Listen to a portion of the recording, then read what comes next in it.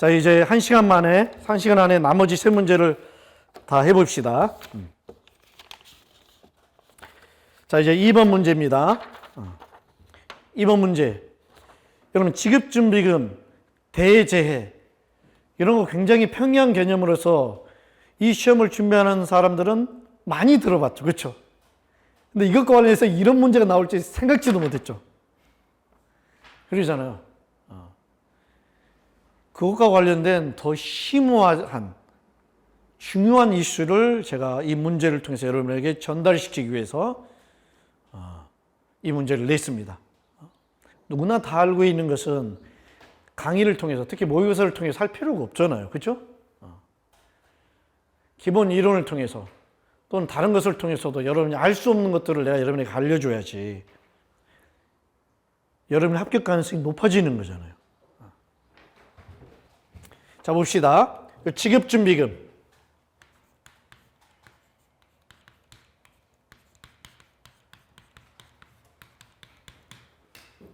요것과 대재해 있죠.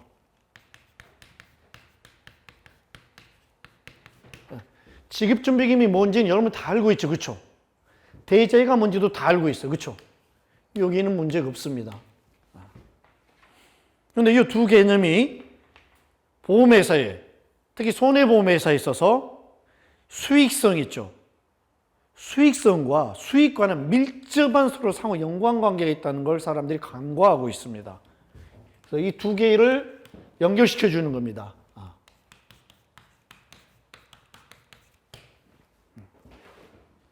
그럼 간단하게 이것부터 먼저 봅시다. 이게 쉬우니까. 여러분, 대재해는 매년 일어나나요? 매년 일어나지 않죠. 대재해는 어쩌다 한 번씩 일어나는 unusual이죠. unusual 현상이에요. 일상적이지 않은 현상이잖아요. 그렇죠? 그래서 대재해가 발생하면은 본질적으로 있잖아요. 보험회사가 자, 매년 발생하자고 unusual합니다. 그렇기 때문에 이 대재해가 발생하면 무슨 현상이 발생하냐? 보험회사는 보험 고유의 기능, 언더라이팅을 수행하는 기능이 있죠. 그렇죠? 보험상을 판매하는 기능. 그리고 보험료 걷어들여서 보험사 발생하면 보험금 지급하는 기능. 이 고유의 기능을 수행하는 데서 아무런 하자가 없는 보험회사가 있을 수 있죠. 그렇죠? 수익성이 높은 보험회사가 있을 수 있습니다. 그 회사일지라도 자, 장기적으로는 문제가 없는 보험회사이지만 대재해가 발생하면 그 해에 손실이 발생하게 돼요. 그렇죠? 손실이 발생해서 마치 그 회사가 보험 영업에 있어서, 보험 사업에 있어서 문제가 있는 회사로 왜곡이 돼버리죠. 요거 좀 이해가 안 가나요? 숫자적으로는, 자, 여기서 말하는 것은 숫자하고 본질을 구분하는 겁니다.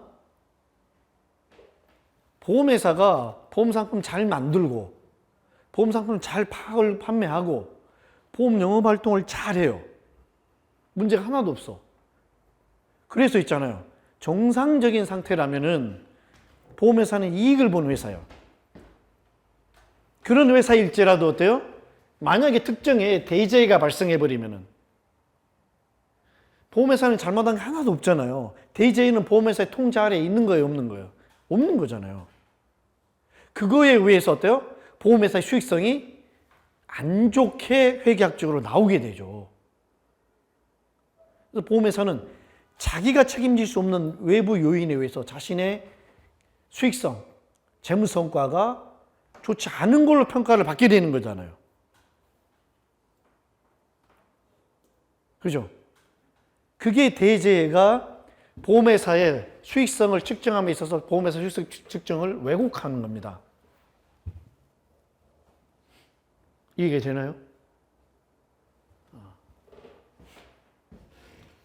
근데 그 회사는 어때? 장기적으로는 수익성이 좋은 보험회사일 수 있는 거죠. 전혀 수익성에서 문제가 없는 보험회사일지라도 대재해가 발생해버리면은 그 해에 실적이 악화된 걸로 나오게 되죠. 그래서 마치 이 보험회사가 보험 영업활동을, 보험 사업을 제대로 잘 수행하지 못하는 회사로 왜곡이 돼버리는 거죠.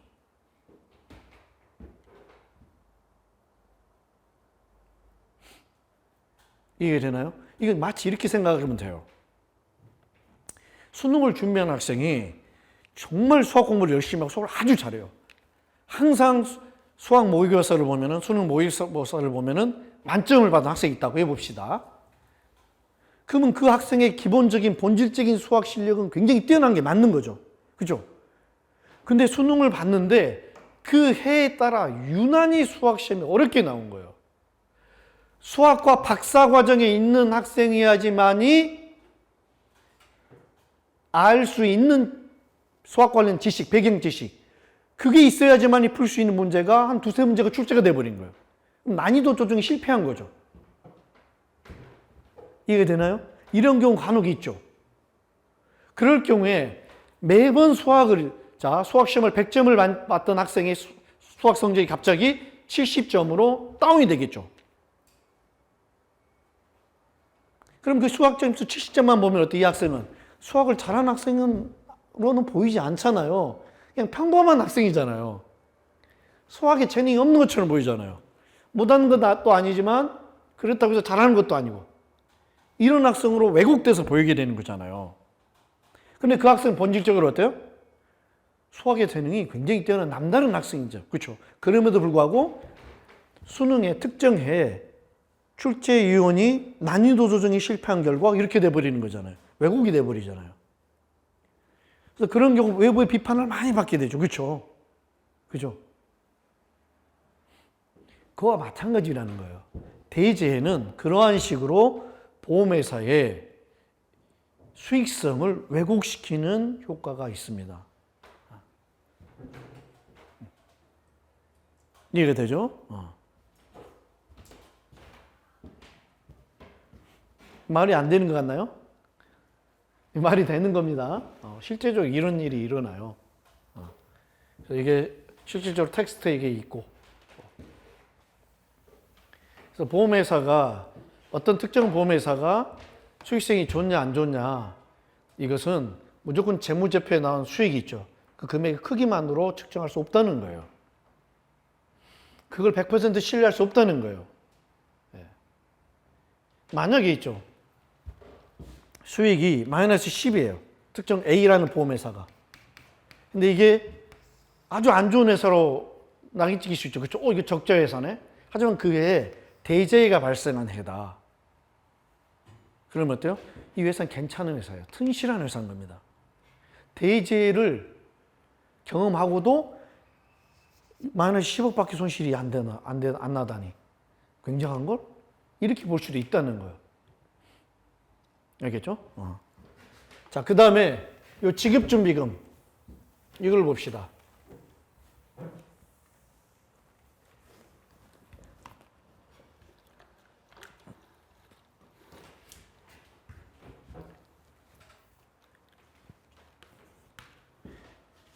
요 지급준비금이 나오는 이유 있죠?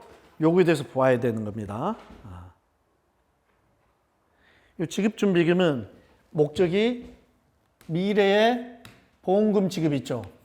지급을 보장하기 위해서 적립하는 거죠. 100년도 말에. 그죠? 미래의 보험 지급을 보장하기 위해서 적립하는 금액이죠. 그렇죠? 목적이 하나입니다. 그 다음에 두 번째 이게 뭐죠? 이게 수익과 비용의 기간 대응. 요걸 맞추기 위해서도 이걸 적립하는 겁니다. 요거에 대해서 여러분 들어본 적이 있나요? 내 강의에 있는데, 보험회계에서. 수익과 비용의 기간 대응을 맞추기 위해서 이 지급준비금을 또 적립하는 겁니다. 그래서 요 두 개념을 있잖아요. 특히 요 2번 개념을 알고 있어야지 이걸 푸는 겁니다. 지급준비금은 좀 더 설명하겠지만 대부분 뭐예요? 추정에 의해서 적립하는 거잖아요. 그렇잖아요. 추정에 의해서 적립을 해요. 부정확한 거잖아요. 그렇죠? 그걸 왜 이렇게 억지로 추정을 해서도 적립을 해야 되나? 첫 번째는 미래의 보험금 지급을 보장하기 위해서. 두 번째는 뭐예요? 그렇게 있잖아요. 추정을 해서 그 금액을 적립해놔야지 단기 비용을 계산해서 수익과 비용을 맞출 수 있는 거잖아요. 그렇죠? 자, 보십시다. 지급준비금. 보험 사고가 발생했어요. 보험 사고가 발생했어요. 그죠? 그러면 이 두 개는 나눠집니다. 하나는 뭐예요? 보고. 그렇죠? 하나는 보고가 안 되고. 요걸 나눠지겠죠. 보고가 된 것 중에서 뭐예요? 손해사정 과정. 손사 과정이 진행이 된 거. 손사 과정이 진행이 되지 않는 게 있죠. 그렇죠? 손사 과정이 진행된 것도 두 개로 나눠지죠. 하나는 지급. 지급된 하나는 미지급. 두 개로 나눠지죠. 그러잖아요. 그래서 모든 단기에 발생한 사고는 있죠. 요 두 케이스 안에, 이 세 케이스 안에 다 세부적으로 다 들어갑니다. 그래, 안 그래요? 하나, 둘, 셋, 네 가지 케이스 안에 다 들어가요. 그런데 보험회사의 회계 처리의 특징이 뭐예요? 단기에 발생한 사고로 인해서 발생한 비용은 전부 다 어때요? 단기 비용으로 떨잖아요. 그죠? 근데 있죠? 단기에 발생한 사고로 인해서 발생한 손해, 그걸 모두 다 그 사고가 발생한 그 해에, 그 회계 연도의 비용으로 다 떨어야 되는데, 오직 뭐만 확실해요? 그 금액이? 이 두 개만, 이 위에 있는 이것만 확실하잖아요. 그 내용이, 그쵸? 사고가 발생했을 뿐만 아니라 보고가 돼서 손사 과정이 진행이 끝났을 때, 근데 지금이 지급이 됐다. 그럼 이 금액을 그대로 비용 처리하면 되죠. 비용 처리하면 되죠. 단기 비용이잖아요. 그죠? 인식하면 되잖아요. 근데 여기 미지급금은 금액은 확정이 됐지만 미지급금 차게 내년에 주면 되잖아요. 그렇죠? 그냥 단기 비용 그대로 인식하면 돼요. 그래서 이 두 개에 있어서는 추정의 문제가 발생하지 않죠. 근데 여기서부터는 어때요? 보고가 됐는데 손사 과정이 안 됐어. 그럼 이건 어떻게 해야 돼? 이건 추정해야 됩니다. 금액을 추정해야 되죠. 최종적으로 지급될 금액이 얼마인지 추정해야 되겠죠. 그리고 난 그 추정된 금액을 뭐예요? 그걸 단기 비용으로 떨어야 되겠죠. 자, 그 다음에 보고되지 않는 거. 사고 났지만 보고되지 않아서. 그럼 당연히 손사 과정도 거치지 않았겠죠. 지급도 안 됐겠죠, 당연히. 이거 역시 뭐예요? 추정해야 됩니다. 그래서 이 추정법들이 많이 나오잖아요. 그렇잖아요. 지급준비금 추정하는, 계산하는 방법. 이게 여기서 나온 겁니다. 알겠죠? 이걸 추정을 했었대요. 단기 비용으로 떨어야 됩니다. 그래서 지급준비금이라는 것은 기본적으로 뭡니까? 전부 다 단기의 비용과 관련이 된 거예요. 단기 손실과 관련된 겁니다. 그죠? 근데 보험회사의 수익은 수입 마이너스 비용이잖아요. 지급준비금은 이 비용 있잖아요. 이 비용의 상당 부분을 차지하는 거잖아요. 이게 이제 수익이 되는 거죠. 보험회사에. 이건 보험회사뿐만 아니라 모든 회사의 수익이 이렇게 계산이 되는 거잖아요. 그렇죠? 근데 이 지급준비금은 어때요? 보험회사의 이 비용의 상당 부분을 차지하고 있는 거죠. 그렇죠? 근데 이 지급준비금의 상당 부분이 실은 뭐예요? 추정치라는 거예요. 이해가 되나요? 따라서 보험회사의 수익은 정확한 거예요, 안 한 거예요? 정확하지 않고 불확실한 겁니다. 왜? 지급준비금 때문에. 이 지급준비 추정치가 만약에 다음에 시간이 지나면 실제치가 발견이 되겠죠? 실제치. 그죠? 이 추정치가 실제치보다 만약에 1번 더 커버리면은 수익은 비용이 과대평가되죠. 그래서 수익이 과소평가되죠. 반대로 2번. 이렇게 됐다. 실제치보다 추정치가 적다 그러면 어때요? 비용이 과소계상이 돼서 그 해의 수익이 과대평가가 되어 있는 거죠. 그래서 보험회사의 수익성은 있잖아. 이 지급준비금 때문에 항상 그런 불확실성을 내재하고 있는 겁니다. 단기에. 무슨 말인지 알겠죠? 추정에 근거하기 때문에 그걸 알고 있는가 모르고 있는가, 그걸 이해하고 있는가 이해하지 못하고 있는가, 이걸 묻는 문제입니다. 이제 이게 알겠죠? 그렇죠? 듣고 보니까 이거 조금만 개념을 이해하고 있으면은 풀 수 있는 문제잖아요. 근데 손도 못 댔죠. 이렇게 썼나요? 못 썼죠? 원리를 알면 쉬운 겁니다. 이해를 못하기 때문에. 그럼 여기서 한 단계 더 나가 볼까요? 추정치가 만약에 실제치보다 더 높다. 그러면 단기는 어때요? 비용이 높아가지고 수익성 왜곡이 되죠. 그죠? 그럼 내년에 가서 어때요? 요게 밝혀지면은 요게 환입시키죠. 그죠? 이 환입은 비용을 높여주죠. 아니, 그 추정치가 높죠. 그쵸?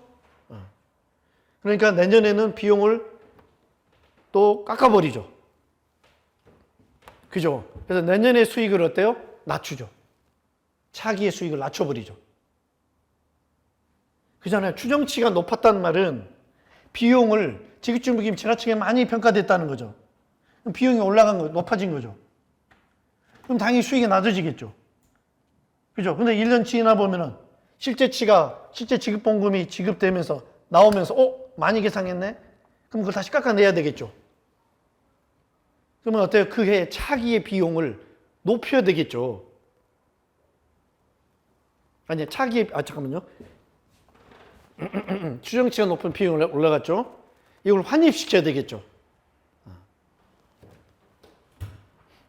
그죠? 그러면 차기의 수익은 높아지겠죠. 이게 되죠. 차기의 비용을 낮춰버리니까. 그죠? 그래서 그걸 높여.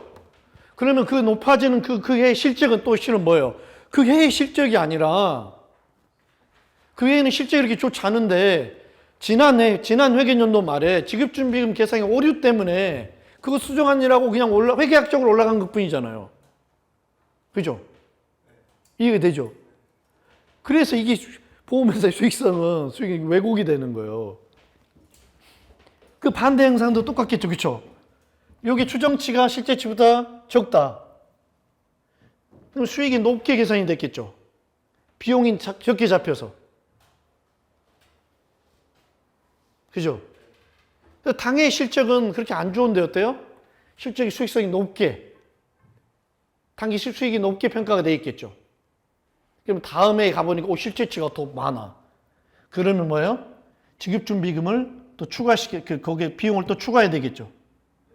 그래서 이쪽에 뭐예요? 차기의 비용이 증가하게 돼서 차기의 수익이 낮게 나온 거죠. 차기는 잘못한 거 하나도 없는데, 똑같은 다 했는데, 수익이 낮아져 버리는 거예요, 수익성이. 이런 문제가 발생합니다. 근데 이게 여러분 간단하게 보는데, 여러분 큰 회사의 이 지급준비금의 규모는 수조 원입니다. 그래서 이 지급준비금에는 오류 있잖아요. 이 계상의 오류가 생각보다 큰 왜곡을 가져옵니다. 이해가 되나요? 이 문제도 알고 보면 심오하죠. 특히 지급준비금과 관련된 거, 그렇죠? 요거 하나만 내도 돼요. 문제를. 여러분들 점수 주려고 대제, 그건 조금만 생각해도 이해가 되잖아요. 그렇죠? 다른 거 다 잘해도 대제 그 하나 때문에 손실이 나는 억울함을 겪게 되는 거잖아요. 내가 잘못 안 한 건데. 그런 문제가 생길 수 있다는 거예요.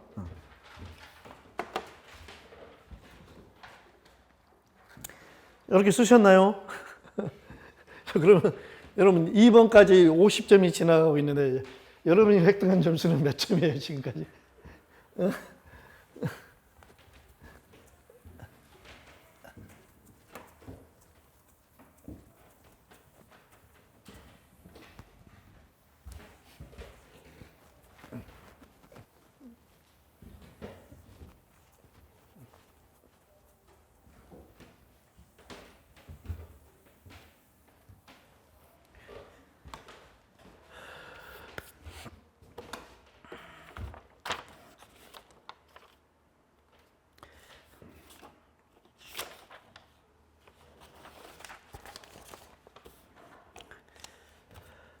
3번. 이 3번 문제도 실은 큰 문제입니다.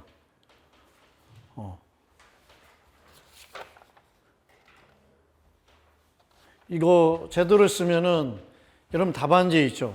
답안지로 한 3장 정도, 2장에서 3장 쓸 정도의 문제입니다. 아주 큰 문제예요. 그래서 이런 문제는 여러분 이제 답안 작성 관련된 동영상 보면 개요 작성이 나와요. 그 개요를 잘 작성해야지만이 제대로 답안을 작성할 수 있는 문제입니다. 여러분 그 동영상 반드시 보세요.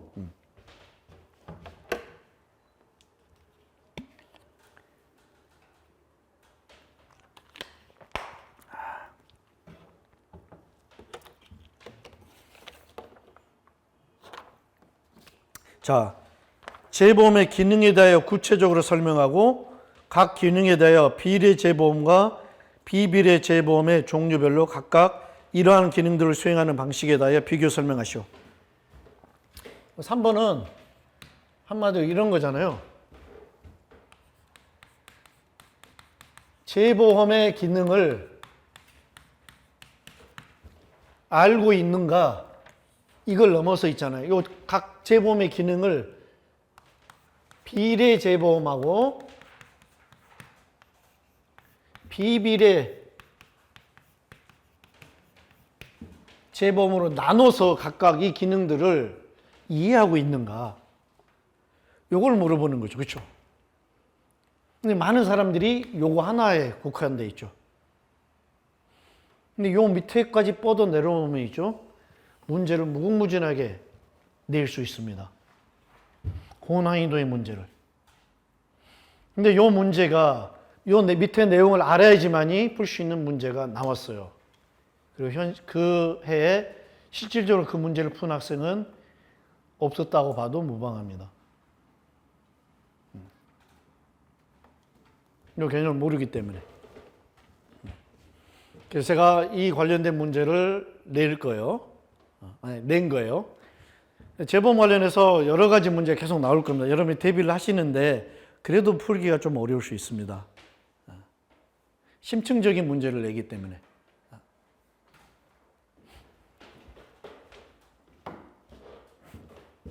어쨌든 그래도 재보험 관련된 부분을 여러분이 공부를 다시 해 놓으세요. 그래야지만이 그 재보험에 대한 기초 지식이 있죠. 기본 지식이 이런 백그라운드가 탄탄해야지만이 그 문제 해설을 이해할 수 있어요.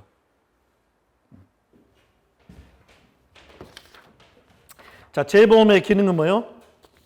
첫 번째, 원보험자의 언더라이팅이죠. 언더라이팅 수익의 안정성을 증정시킵니다. 원보험자의 언더라이팅 수익성이라는 게 뭐예요? 보험 영업 활동에 보험 사업의 수익성을 안정화시키는 거죠. 여기 봅시다. 여기 0 플러스 마이너스.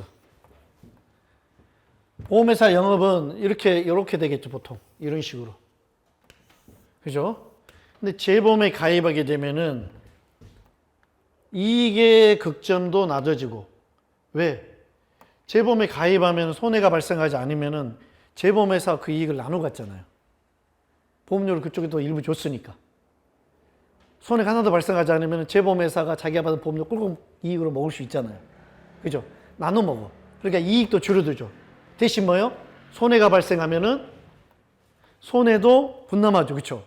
그래서 뭐예요? 손해도 줄어들죠. 그렇죠? 이렇게 돼서 재보험을 이용하게 되면은 보험회사 안정성이 처음에 이렇게 변동성이 크죠. 요게 일정한 구간 안에서 유지가 되게 되는 거죠. 변동성이 적다는 말은 무슨 말이에요? 리스크가 적어지는 거예요. 그럼 그 리스크가 적다는 말은 그 회사에 관해서는 이익이 많아요. 돈을 빌려오더라도 이 저리로. 그죠? 그리고 그 회사의 미래 가치를 할인해 올 때도 저리로 할인하기 때문에 가치가 높아지겠죠. 그렇죠? 회사의 내재 가치가 올라가게 됩니다. 그래서 기업의 내재 가치는 변동성 있죠? 변동성, 리스크. 요게 낮은 회사의 내재 가치가, 본질적인 가치가 높을 수밖에 없습니다. 사람도 마찬가지잖아요. 늘 항상 일정해야지 사람 바뀌면 죽을 때 다 됐다 그러잖아요. 그러잖아요. 사람이 갑자기 바뀌면 죽는다잖아요. 근데 요 역할을 해주는 겁니다. 재보험이. 이해가 되죠?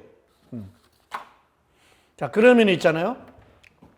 요걸 비례재보험하고 비비례재보험 둘 중에 이 기능을 수행하는데 어떤 차이가 있냐는 거예요. 비례재보험 같은 경우에는, 비례재보험 같은 경우에는 재보험에 가입하면은 리스크도 나눠 갖고 보험료도 나눠 갖기 때문에, 자, 이익의 극점도 완화시켜 주죠. 그래 안 그래요? 이익의 극점 완화시켜 주죠. 그래서 안정성에 기여하죠. 그런데 손해가 발생하면 어때요? 그것도 재보험회사가 원보험회사가 나눠 갖기 때문에 손실의 극점도 완화시켜 주죠.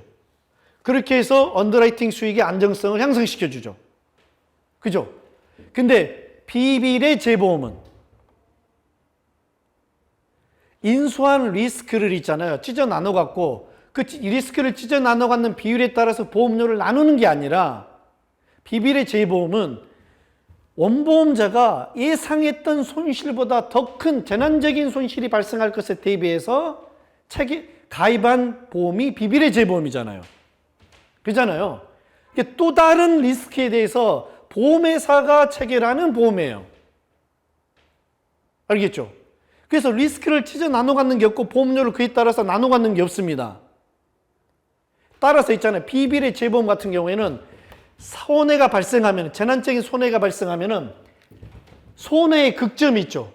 그죠? 예상치 못한, 자, 보험회사의 손해가 가끔 가다가 이렇게 확 튀어버릴 수도 있죠. 그래, 안 그래요? 아니구나. 위에는 이익이죠.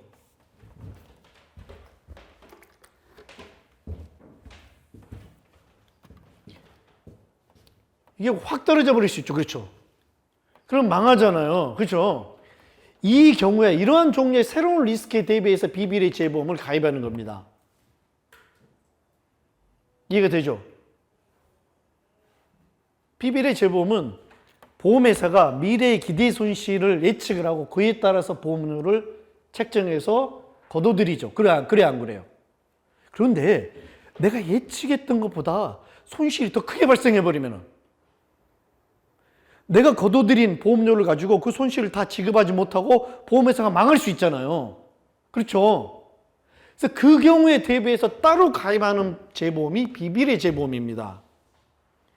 원보험자가 시장에서 인수하는 리스크를 있죠. 재보험회사하고 찢어서 나눠서 분담하려고 가입하는 재보험이 아니에요. 이해하나요? 내가 인수한 리스크를 나눠 갖는 게 아니라 내가 인수한 리스크보다 있잖아요. 내가 인수한 리스크보다 더 큰 손실이 발생해 버릴 거에 대비해서 가입한 게 비비례 재보험입니다. 그렇기 때문에 비비례 재보험에 가입하게 되면은 이익이 발생했을 때, 원보험자에게 이익이 발생했을 때는 재보험금 받을 일이 있어요, 없어요? 아니, 재보험에서 이익이 있어요, 없어요? 재보험에서 이익을 나눠 갖는 게 없습니다. 원보험자가 다 먹는 거예요. 원보험자가 예상했던 것보다 손해가 더 낮으면 있잖아요. 재보험금을 안 줄 뿐이지 원보험자가 얻는 이익을 재보험회사가 나눠 갖는 게 하나도 없어요. 그래서 재보험회사는, 비비례 재보험회사는 이익을 향유하지 않습니다. 공유하지 않습니다. 따라서 어때요? 원보험자에게 이익의 극점은 완화시켜주지 않습니다. 오직 뭐만? 비비례 재보험은 손해의 극점만 완화시켜줍니다. 알겠죠? 그렇게 뭐냐면은 원보험자의 언더라이팅 수익의 안정성에 기여를 합니다. 약간의 차이가 있죠. 이해가 되나요? 여기 이해가 안 된다면 여러분 재보험에 대한 기본 베이직 개념이 있죠. 그걸 이해를 못하고 있는 겁니다.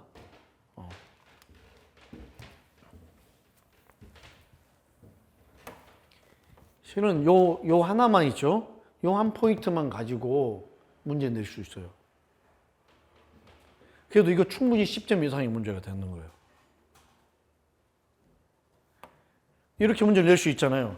재보험이 원보험자의 언더라이팅 수익의 안정성을 기여하는 측면이 있다고 한다. 하지만 그 기능에 있어서 비례 재보험과 비비례 재보험은 약 차이가 존재한다고 한다. 그 차이에 대해서 기술하시오. 이렇게 문제가 나와버릴 수도 있죠. 그 문제 하나도 큰 문제예요. 10점 이상짜리입니다. 근데 그렇게 문제를 다 쪼개면은 저야 문제 내기 쉽지만 여러분한테는 좀 그러잖아요. 그래서 한 방에 다 주려고 다 묶은 겁니다. 큰 문제로 만든 겁니다. 자, 두 번째 또 뭘까요? 재보험의 기능 두 번째. 예. 원보험자의 인수 능력을 증대시키는 겁니다.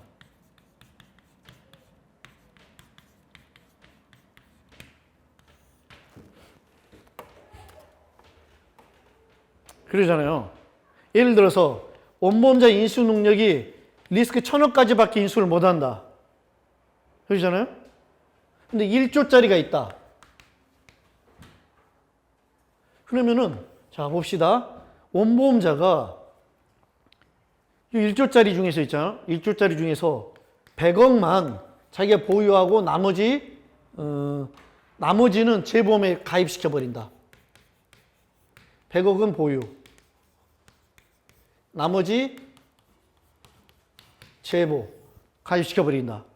그러면 1조짜리, 자, 인수능력 1000억짜리가 1조짜리 리스크 몇 개를 인수할 수 있어요? 10개를 인수할 수 있게 되잖아요. 그죠? 10조. 무슨 말인지 알겠죠? 재보험이 있기 때문에 인수능력이 1000억밖에 안 되는 보험회사가 10조의 리스크를 인수할 수 있게 되는 거잖아요.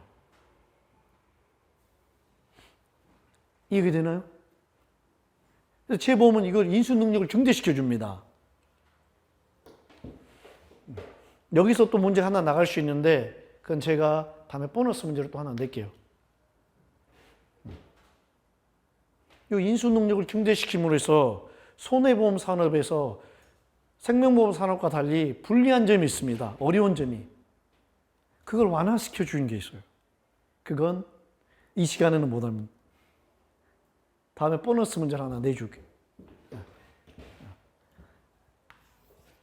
인수능력 증대시켜 주죠. 그렇죠? 근데 요 기능을 말하는 거예요. 요 기능을 비례보험과 비비례 재보험 어떻게 이 기능을 수행하느냐, 차이가 있느냐 이건데 답은 비례 재보험은 이 기능을 수행하지만 비비례 재보험은 없습니다. 왜? 비비례 재보험은 리스크를 찢어서 나눠 갖지 않잖아요. 분할하지 않잖아요. 원보험자가 인수한 리스크를 찢어서 분담해 주지 않잖아요. 그렇죠? 원보험회사가 1000억짜리 리스크를 인수를 했는데 1000억을 인수했어. 그러면 원보험자의 리스크 인수는 다 소진했죠. 소진됐죠. 근데 1000억짜리 인수를 했는데 원보험자는 예를 들어서 손실이 50억 발생할 거라고 예상하고 1000억짜리 인수를 했어요. 근데 뭐요? 50억이 아니라 실제로는 100억이 발생할 수도 있죠. 그렇죠? 그 경우를 대비해서 재보험에 가입하는 거예요. 비비례 재보험은. 그래서 만약에 내가 인수한 1000억의 리스크 중에서 손실이 50억 이내가 발생하면 내가 다 부담을 하지만 50억을 초과해서 손실이 발생하잖아요. 그러면 초과하지 않은 부분은 내가 내고 초과한 부분은 재보험회사 니네가 좀 부담해달라. 이렇게 한 거예요. 그래서 이건 별도의 보험료 산정 과정이 필요한 겁니다. 어떻게? 여기 발생 확률 규모 50억 구간이겠죠. 이렇게 50억 구간, 여기 100억. 뭐 어떤 확률이 있겠죠. 그렇죠? 확률이 이렇게 되겠죠. 예를 들어 이렇게 요거 적분하면 되는 거죠. 이게 되나요? 그럼 보험료가 되겠죠. 이게 되나요? 이건 굉장히 보험 수리에서 이건 굉장히 기본 개념이죠. 그렇죠? 손실의 규모가 증가할수록 발생 확률은 떨어지잖아요. 그죠? 규모 곱하기 빈도가 공정보험료잖아요. 그래서 이 구간에 요 리스크를 재보험에서 인수하는 거잖아요. 비비례 재보험 같은 경우는. 아주 새로운 리스크 기작일 뿐입니다. 비비례 재보험은 원보험자하고 재보험자 사이에 체결하는 새로운 리스크에 대한 새로운 리스크 계약이에요. 원보험자가 시장에서 인수하는 리스크 있잖아요. 그 리스크를 찢어 낳는 재보험회사하고 찢어 나눠 갖는 있죠? 그 보험계약이 아니에요. 아주 성질이 달라요. 알겠죠? 그래서 비비례 재보험은 이러한 성격이기 때문에 원보험자의 인수 능력을 증대시켜주지 않습니다. 그런 기능이 없어요. 이것도 별도의 문제로 출제할 수 있는 문제잖아요. 그렇죠? 상당히 고급진 문제입니다. 이거 하나만 해도. 여기 머리 쥐가 나나요? 근데 설명은 이해가 되죠? 되죠? 되죠? 그냥 단지 와, 내가 전혀 몰랐던 내용이 나면서 그냥 머리에 쥐가 나도 충격 먹을 뿐이죠. 그죠? 이런 충격은 좋은 겁니다. 여러분이 무지가 하나씩 사라지니까. 약점 하나씩 사라지잖아요. 근데 진짜 문제는 뭐예요? 내가 설명해도 저게 무슨 말인지 모르겠다. 그 문제가 심각한 거야. 알겠죠?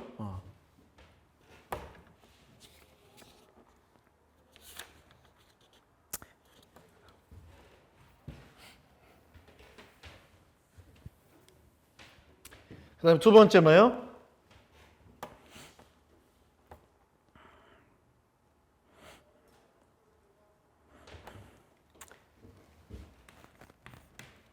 대재해로부터 있죠?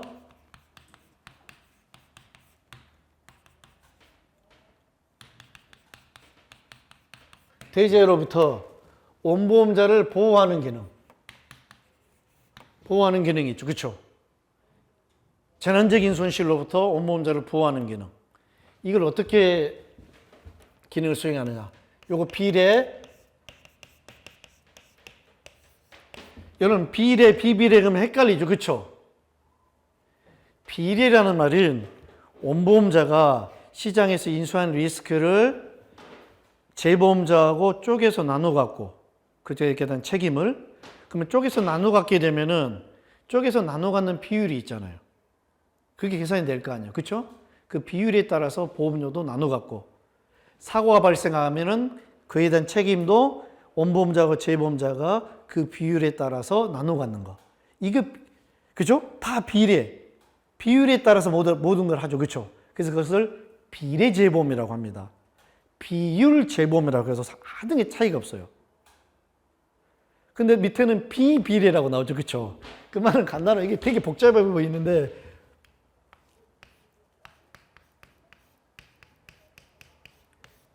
이 뜻이에요. 비례 재보험이 아니라는 뜻이에요. 안일비예요. 무슨 말인지 알겠어요? 이 앞에 비비례 할 때 비가 하나 더 붙여. 거기서 이 비는 아니다는 거예요. 이해가 되나요? 이걸 이해하면 되게 쉬워요.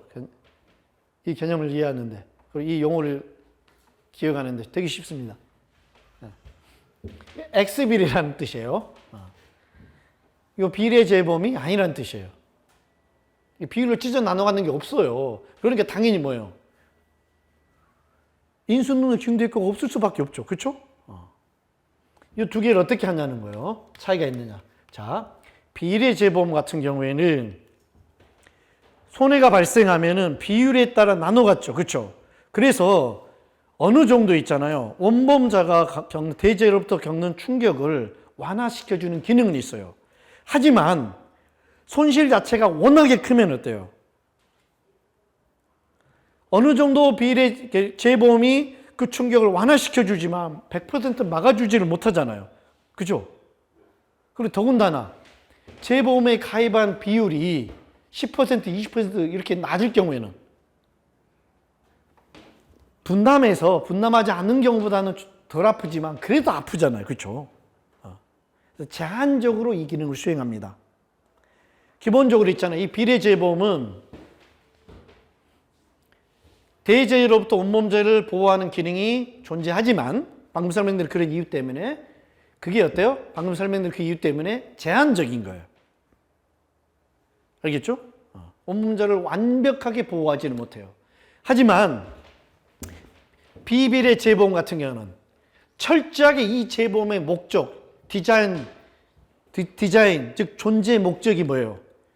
원보험자가 예상치 못한 거대 손실, 대재해로부터 원보험자를 지켜주기 위한 거잖아요. 그죠? 여기에 특화된 보험이잖아요. 그래서 이 비비리 재보험은요, 재난적 손실이 발생하면은 일정 손실 규모를 초과하는 손실의 전부 또는 그 초과한 금액 중에서 일정 한도까지는 다 보상해 주는 거죠. 그래서 이 뭐냐면은 이 비비리 재보험은 대재해로부터 원보험자를 보호해주는 기능에 있어서는 비례 재보험보다 더 특화된 기능을 가지고 있습니다. 알겠죠? 그래서 이 비비례 재보험을 진짜 재보험이라고 이야기합니다. 원래 재보험이 이 비비례 재보험이에요. 그 다음 시대가 진행함에 따라서 여러 가지 목적 때문에 이 비비례 재보험을 이용하기 시작한 겁니다. 자, 그 다음에 네 번째, 이것도 문제를 낼 수 있죠. 그죠? 여러분, 각 항목 하나하나가 진짜 중요한 좋은 문제 포인트인 거예요. 알겠죠? 반드시 기억하고 이해하고 있어야 됩니다. 그 다음에 네 번째, 이건 복잡합니다. 이건 진짜 큰 문제로 나올 수 있어요. 재무구조 개선 효과. 이건 이 자체만으로도 아주 큰 20점 문제로 출제될 수 있는 포인트입니다. 재보험의 재무구조, 원보험에서의 재무구조 개선 효과 있죠. 이 효과를 비례재보험하고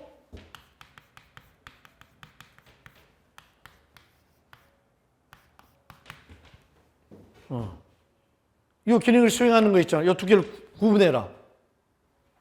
할 수 있죠. 그렇죠? 결론 비비례 재보험은 재무구조 개선 효과가 없습니다.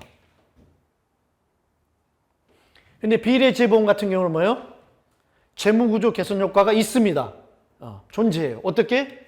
자, 비례 재보험은 수입보험료, 원보험료에서 재보험료를 빼줘. 그래서 어때요? 보유보험료를 낮춰주죠. 그래 안 그래요? 보유보험료를 낮춰주잖아요. 근데 이 보유보험료에서 뭐가 나오는 거예요? 다음에 뭐가 파생이 돼요? 경과보험료하고 미경과보험료가 나오는 거죠. 그쵸? 그쵸? 이 미경과보험료는 뭡니까? 회계연도 말에 보험회사가 매 회계연도 말에 적립받는 부채잖아요. 요거 요 부채 빚 그잖아요. 그래서 어때요? 보유보험료를 낮춰준다는 말은 미경과보험료 적립금액의 규모를 낮춰준다는 거잖아요. 부채를 낮춰줘요. 그럼 어때요? 자본구조가 개선이 되잖아요. 재무구조가. 그래 안 그래요? 그래서 비례 재보험은 재무구조 개선 효과가 이러이러이기 때문에 존재합니다. 또 한 가지 있습니다. 이 비례 재보험 같은 경우에는 또 뭐가 온다 그랬어요? 보유보험료를 낮출 뻔해라. 재보험 수수료 요거 뭐예요? 비용을 줄여주죠. 그죠? 이거 뭐예요? 비용을 줄여주죠. 이익을 증대시키죠. 그죠? 재무적 구조를 또 개선시켜주죠. 이걸 양식시켜주니까 되죠? 이해가 되나요? 이렇게 개선시켜줍니다. 근데 비비례 재보험은 지금까지 설명한 그 이유 때문에 그런 효과를 전혀 줄 수가 없는 거죠. 이해가 되죠? 그래서 요거에 대해서 있죠? 문제를 낼 수 있습니다. 살짝 바꿀 수 이렇게 돼요. 비비례 재보험이 이 문제를 내고 비례 재보험이 원보험회사의 재무구조를 개선시키는 방식에 대해서 기술하시오. 하면 이 내용을 써야 되겠죠. 그렇죠? 그죠? 이걸 쓰면 되죠. 이걸 쓰면서 그걸 다 풀어서 설명하면 되겠죠. 이런 문제 나왔다면 시끄럽겠죠. 그죠? 그냥 읽고 외웠기 때문에. 그의 의미를 여러분이 이해를 못했기 때문에. 그 원리를. 큰 문제들을 엄청나게 만들었어요. 실은 제가 여러분에게 이번 첫 시간에 4문제 냈지만 4문제가 아닙니다. 거의 뭐 10문제에 준하는 거예요. 벌써 이 문제에서만 4문제가 나온 거 아니에요. 그렇죠? 자, 그 다음에 재보험의 기능은 뭡니까? 보험 사업의 일부 또는 전부의 중단에 이용이 된다 이랬죠. 그렇죠? 자, 시장에서 온몸 회사를 퇴출시켜야 돼. 감독당국 입장에서는. 그럼 퇴출시키면은 그 회사에 가입되어 있는 보험 소비자들 때문에 거기 문제가 생기기 때문에 이게 곤혹스럽게 되잖아요. 그렇죠? 그래서 시장에서 제거시켜야 될 보험회사를 제거시키지 못하는 경우가 있습니다. 그런데 재보험회사가 있으면 어때요? 이게 가능해요. 왜? 원보험회사가 인수한 리스크의 전부 또는 일부를 특정 재보험회사에 가입했죠. 그렇죠? 그러면 남은 리스크 또한 보유한 것 또한 그 재보험회사로 넘기고 어때요? 원보험회사를 지워버리면 되겠죠. 그러면 보험 소비자, 보험 계약자들에는 아무런 피해가 없겠죠. 그렇죠? 그런 식으로 재보험을 보험 시장의 정화의 수단으로 방법으로 감독 당국이 사용할 수 있습니다. 근데 이 기능이 있어요. 중요한 기능이에요. 근데 이 기능은 어때요? 비비례 재보험은 리스크를 나눠 갖는 게 아니잖아요. 이 기능을 수행할 수 없죠. 근데 비비례 재보험은 나눠 갖기 때문에 이 기능을 사용할 수 있게 되는 거죠. 그렇죠? 요거 말로 해도 되죠. 그렇죠? 요렇게 해서 여기 3번 끝났습니다.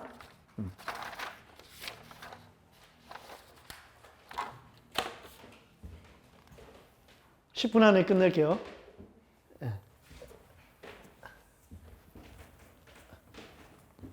그럼 3번 문제도 굉장히 큰 문제죠.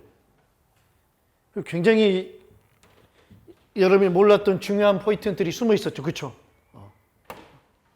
이거 하나하나가 전부 다 문제가 될 수 있습니다. 최소 10점 이상의 문제로. 답 항목 하나하나가. 그리고 분명한 것은 이 요소 하나를 가지고 있죠. 이것 중에 하나를 가지고 문제가 됐었다는 거, 과거에. 근데 그때 그 문제를 푸는 학생들이 제가 알기로는 없었을 거예요.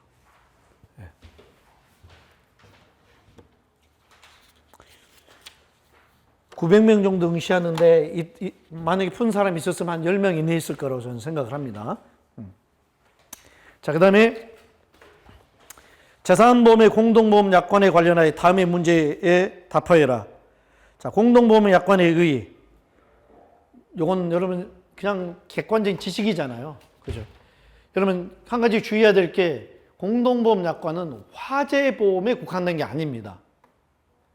화재보험이 가장 대표적인 예로 사용되는 이유는 화재보험이 자산보험 영역에서 가장 대표적인 보험 분야이기 때문에 그래요. 이 공동보험 약관은 화재보험뿐만 아니라 모든 종류의 자산보험 영역에 두루망라해서 존재하는 겁니다. 그래서 이것은 뭐예요? 자, 보험 계약자의 보험 가입 금액이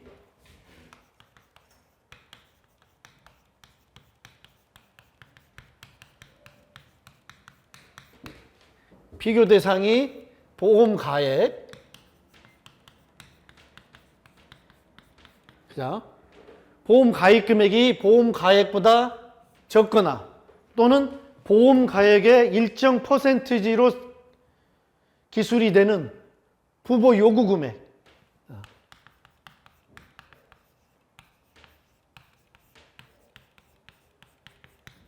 요거보다 작을 경우.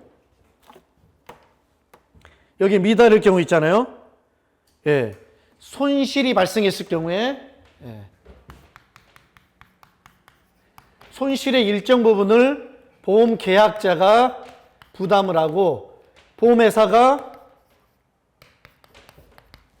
일정 부분을 부담하게끔 하는 재산보험 분야의 약관성의 규정입니다. 요게 의의예요. 알겠죠?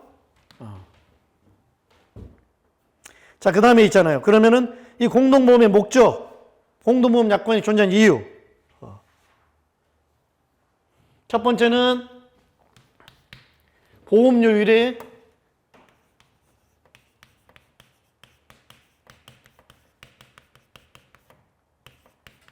보험료율의 형평성을 제고시키기 위해서 그렇게 되는 겁니다. 누구 간에? 전부보험 가입자하고 일부보험 가입자. 자, 이걸 왜 그러냐면 이렇게 봅시다. 100억짜리 건물이에요. 보험가액이. 그죠? 근데 A는 100억에 가입했어요. 근데 B가 있는데 B는 딱 50억에 가입했어. 그리고 A는 뭐예요? 보험료를 10을 냈어. B는 보험료를 5를 냈겠죠. 절반이니까. 이렇게 냈습니다. 그리고 난 뒤에 공교롭게도 둘 다 손실이 발생했는데 50억의 손해가 발생했습니다. 이 경우 있잖아요. 자, 공동보험 약관이 없으면은 B가 받는 보험금 얼마? B는 50억 보험금 받겠죠. 그죠? A도 얼마 받아? 50억 받겠죠. 그죠? 자, 이렇게 되면 무슨 문제가 발생합니까? A는 50억의 보상을 받기 위해서 보험료를 10을 냈는데 B는 절반밖에 안 냈잖아요. 그러잖아요. 이게 되죠. 그리고 50억을 받았어요. 그러면 어때요? 누가 유리하고 누가 불리한 겁니까? 그렇죠. 일부 보험이죠. 그렇죠? 유리 형평성이 안 맞아요. 실은 이제 여러분 이제 계리를 조금 더 실물을 들여다보면은 이 사람은 적정 보험료를 낸 거고 이 사람은 싼 보험료를 낸 겁니다. 이렇게 되면 보험회사가 재무적으로 악화가 됩니다. 그래서 이 사람을 전부보험에 가입시켜야 돼요. 이렇게 유도해야 됩니다. 그래서 어때요? 얘도 100억이 되고 보험료를 10원 내고 보험금을 50억 받게 만들어야지만이 보험료율의 형평성이 맞아서 있죠. 보험회사가 재무적으로 문제가 안 생기게 돼요. 실은 내면을 들여다보면. 그러잖아요. 요 놈이 50억을 받기 위해서 한 놈은 P, 한 놈은 EP를 받는 거잖아요. 받은 거잖아요. 이게 말이 안 되잖아요. 그죠? 하나는 50, 뭐요? 하나는 100. 이렇게 되는 거잖아요. 말이 안 되죠. 그래서 이걸 맞추려면은 이 비율에 따라 계산해보면 맞아버리잖아요. 보험의 100분의 100 곱하기 손실금액 50. 그러면은 A는 50. B는 뭐, 이건 A. B는 100분의 50 곱하기 50는 25가 되겠죠. 그죠? 그러잖아요. 보험료를 2배 싸게 했으니까 보험금도 2배 적게 받아야 되겠죠. 그렇죠? 그렇게 만드는 거예요. 그래야지만 형평성이 맞아지게 되는 거죠. 그렇죠? 그 문제를 해결하기 위해 한다는 거예요. 목적이 하나. 그 다음에 두 번째, 일부 보험을 전부 보험으로 유도하기 위한 겁니다. 그래서 일부 보험에 가입에 있어서 자, 부보 금액 한도 내에서 실손을 전부 다 보상해 주는 원칙에 따라 보상하게 되면은 보험 형평성에 문제가 생기죠. 그렇죠? 근데 이렇게 해버리면은 일부 보험에 가입한 사람 항상 손해가 발생하면은 일부는 자기가 책임져야 되니까 보험에 가입해도 늘 불안하죠. 그러니까 어때요? 전부 보험으로 전부 보험으로 가입하려고 조정하려고 하는 성향이 생기겠죠. 그렇죠? 전부 보험으로 유도하려고 하는 겁니다. 그리고 또 한 가지 사회적인 측면에서 어때요? 어쨌든 일부 보험 상태면은 자, 보험 가입 금액을 초과하는 손실이 발생하면은 보험에 가입했음에도 불구하고 항상 보상받지 못하는, 복구가 되지 못하는 손해 영역이 존재하게 되죠. 그렇죠?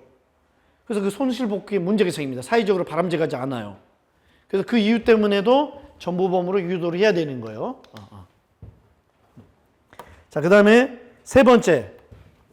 이 경우는 있죠. 공동보험 약관하고 조금 다른데, 이건 이제 이게 있으면은, 자, 전부보험으로 이런 목적으로 이 공동보험 약관을 적용할지라도 꼭 일부 보험에 가입한 사람들이 있어요. 전부보험이 아니라. 그러면 그렇게 되면 어때요? 자기가 불안하니까 그런 사람은 손실 통제 활동을 더 열심히 하겠죠. 그죠? 그 효과가 있어요. 그래서 세 번째는 뭐예요? 예, 보험계약자 손실통제 활동을 강화 시키는 이런 효과도 있다.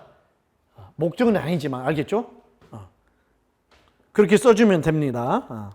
그다음 세 번째 공동보험 약관의 문제점. 이 문제점 뭐예요? 보험 가입 금액은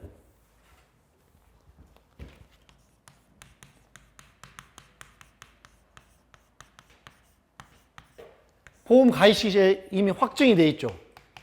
금액으로 확정이 돼 있는 거잖아요. 그렇죠? 근데 보험 가액은 있잖아요. 보험 가액은 보험 사고 발생 그 시점 그 장소의 보험 가액을 측정하는 겁니다. 알겠죠? 그래서 요거는 이제 계약 체결 시죠. 가입 시. 요건 사고 발생 시.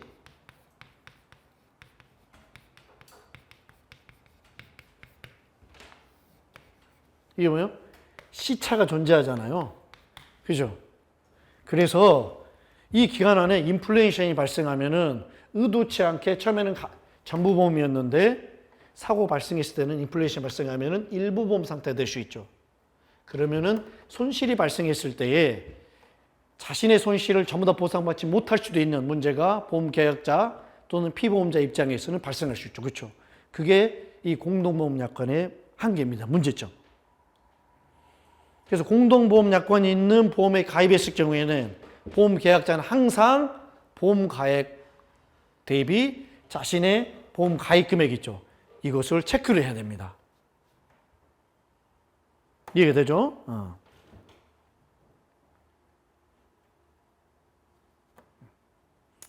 그래서 만약에 있잖아요.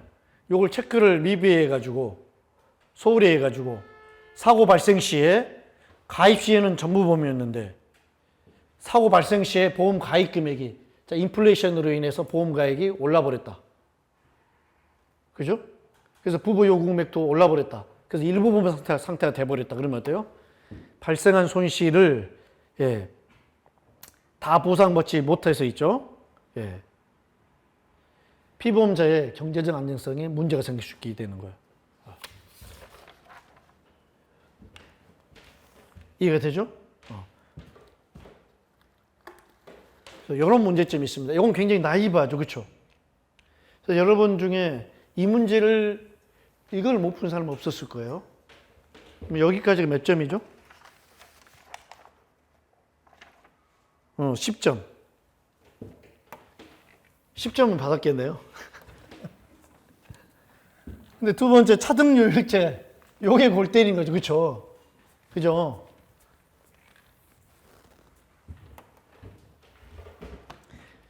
자, 이거 봅시다. 자.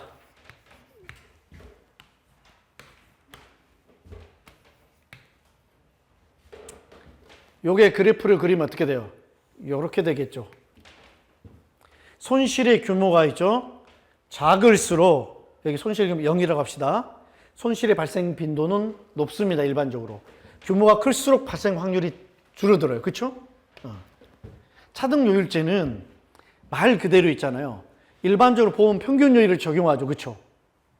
그래서 평균요율을 적용한 하에서 보험료에 전혀 하자가 없는 사람은 전부 보험에 가입한 사람입니다. 그러겠죠? 왜 그러냐면 보세요. 일정 수준 이내는 평균보다 발생 확률이 높기 때문에 더 높은 보험료를 내야 되잖아요. 그렇죠? 차등요율제는 이겁니다. 예를 들어서 이게 50억이다. 여기까지가 50억이다. 이렇게 해봅시다. 요거 이제 100억이다. 하면은 50억에 가입했잖아요. 그럼 요걸 다 적분한 거죠, 이거. 그죠? 이걸 보험료로 산정하고 가입금액 50억 이내에서 손실이 발생하면 어때요? 손실 전부 다 보상해 줘 버리면 문제 하나도 없겠죠. 보험료 형평성에 아무런 문제가 없겠죠. 그렇죠? 보상 받는 사람도 보험회사 입장에서도 손할 하나도 없죠. 그렇죠? 이렇게 하는 겁니다. 예를 들어서 여기 20억이다. 그러면은 20억 가입한 사람이다. 이렇게 이 보험료 알겠죠? 이게 차등요일제 방식이에요. 이렇게 하면은 일반적인 문제를 해결할 수 있죠. 그렇죠? 보험료율 형평성 이걸 해결할 수 있습니다. 이게 되나요? 그럼 이거의 뭐죠? 요게 한계점이 뭘까요?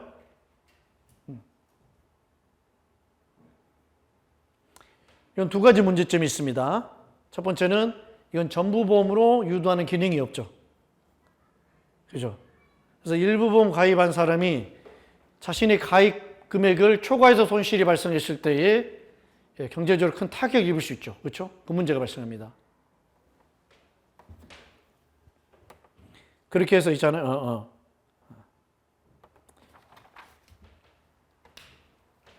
그리고 또 한 가지 문제점이 있습니다. 그게 뭘까요? 요건 보험 계약 체결할 때마다 가입 금액에 따라서 일일이 그때그때 보험료를 새로 산정해야 되죠. 그죠? 언더레이팅 과정이 조금 복잡해지죠.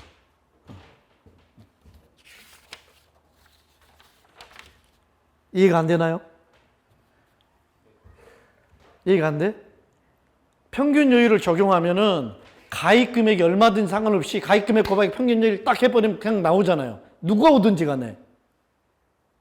그러잖아요. 100만 명이 오든지 그냥 꼭 가입 금액이 얼마 정의 요율 싹 곱해버리면 그냥 보험료가 나오잖아요. 근데 차등요율제는 어떤 사람이 1억 오면은 1억에 해당되는 확률을 찾아서 곱하기 1억 해줘야 되고 또 어떤 놈이 1억 5천 믿게 1억 5천을 해달라 그러네.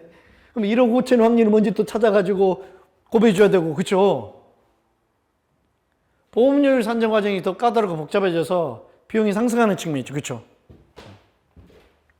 이게 됩니까? 그겁니다. 자, 이렇게 해서 오늘 해설을 마치겠고, 여러분 보너스 문제 있죠? 이건 집에 가서 꼭 해오세요. 그럼 내가 다음 주에 있잖아요. 매주 제가 한 문제에서 세 문제 정도 보너스 문제를 줄 겁니다. 그래서 여러분이 이건 시간 상관없이 여러분이 이 문제를 풀어보세요.